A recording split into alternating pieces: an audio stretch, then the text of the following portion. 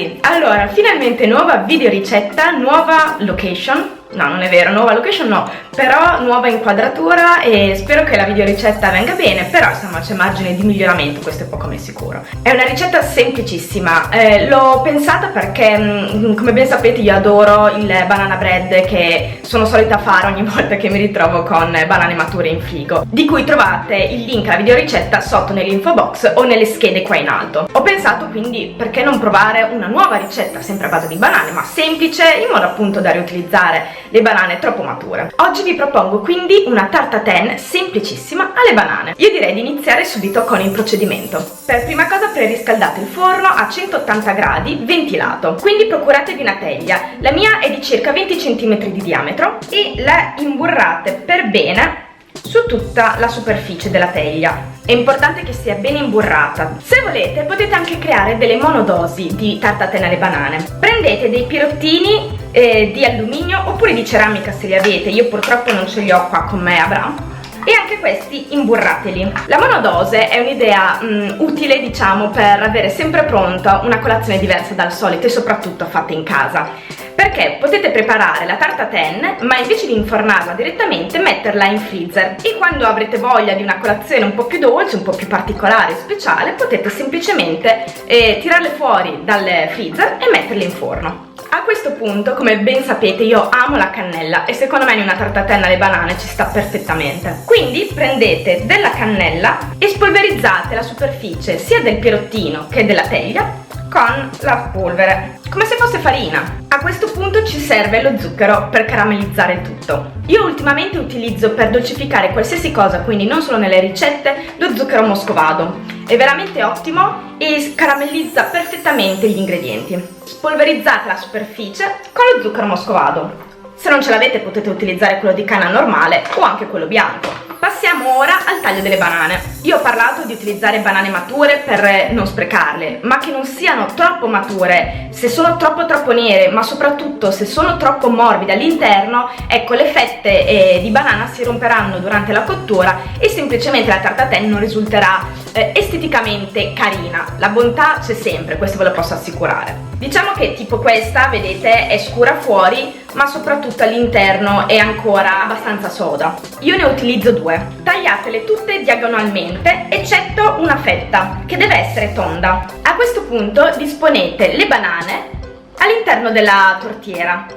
Mettete al centro la fetta più tonda e poi a raggiera intorno tutte le altre, come se fossero dei petali di fiore. Fate la stessa cosa per i pirottini.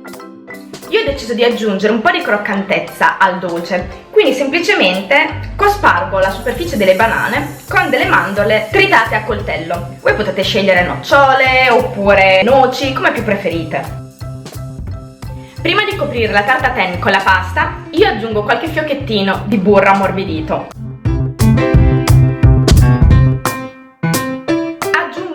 Di succo di lime perché secondo me, essendo un dolce particolarmente dolce, un po' di aspro ci sta molto bene. Voi potete utilizzare anche il limone, ma il lime è molto più profumato. Aggiungo ancora un pochino di zucchero sulla superficie per assicurarmi che dopo la cottura la tarte tatin si stacchi bene dalla tortiera. Io utilizzo un rotolo di pasta sfoglia comprata al supermercato. Voi ovviamente, anzi anche meglio, potete fare la pasta sfoglia in casa, però essendo comunque una ricetta veloce, in questo modo risparmierete un sacco di tempo. Create un cerchio del diametro della tortiera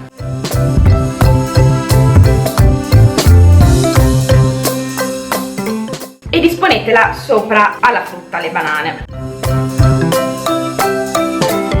Pigiate un pochino i bordi. Ora possiamo infornare, ripeto, 180 gradi, forno ventilato per 20 minuti, fino a quando comunque la superficie della pasta sfoglia sarà ben colorata. Per le monoporzioni semplicemente prendete anche qua la misura del pirottino, posizionate la pasta sopra le banane decidere se infornarle immediatamente, in questo caso il tempo di cottura sarà di 10 minuti, oppure coprirle con della carta stagnola e metterle in freezer fino a quando deciderete di mangiarla. In quel caso, una volta tirato fuori dal freezer, infornatela immediatamente a forno caldo, tenetela però per 15 minuti. La tarte tatin sta stata sfornata, aspettate qualche minuto prima di girarla nel piatto e mi raccomando fate attenzione perché la tortiera è veramente ustionante. Appoggiate un piatto piano sopra la tortiera.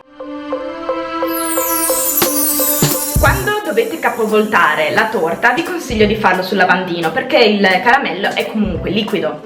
Lasciate in questa posizione la tarta tatin ancora per qualche minuto, picchiando ogni tanto la superficie della tortiera.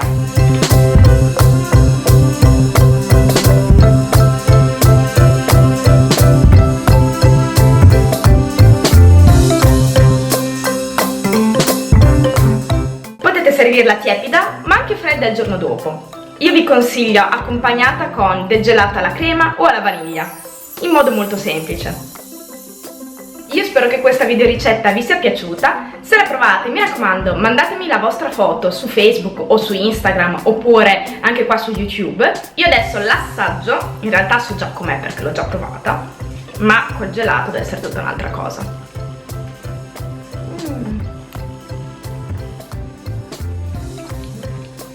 Buonissima. Ci vediamo con le prossime videoricette.